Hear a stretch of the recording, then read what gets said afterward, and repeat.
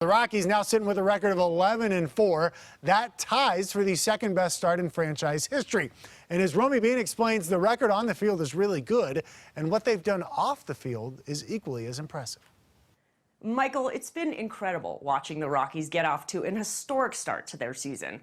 The challenge now is keeping it up, and not just on the field.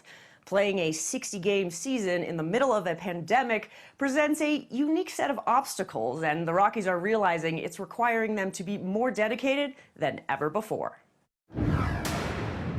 Sitting atop the National League West. There isn't a whole lot of margin for error, and so we really need to bear down and focus on trying to win each little situation that's brought up. Winning each situation has taken on a different meaning in 2020.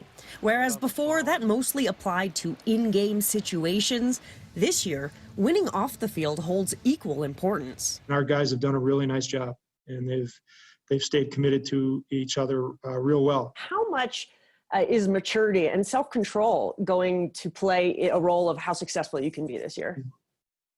Big on both. I mean, you know, there's no other way to cut it, really. Honestly, they're the ones that have to make this happen. They're the ones with the most control of whether we get through this or not. The Rockies have been successful in keeping coronavirus at bay. It's a Marlins win. But the same cannot be said for other clubs, like the Marlins, who had an outbreak of more than 20 players and staff. And it'll bring in Yadier Molina. Or the Cardinals, who are dealing with more than a dozen positive cases. I think when things like that pop up with teams, I think it's a great reminder for everybody.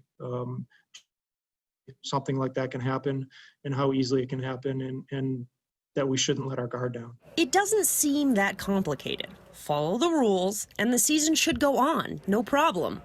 But old habits die hard. We're human beings, we get into habits, and we you know, especially when we start playing baseball games, we all do. You know, players, staff, front office, we get back into kind of our normal habits, and some of these new habits that we have to create are really important ones, and we can't forget them as we go week by week throughout this season. Not only does Bridich believe that we'll get through the 2020 season successfully, he also believes that at some point it will look and feel like old times. We've been focused to this point on and hopeful that we were going to have fans in the stadium for real, and maybe we might be one of the first teams to do so.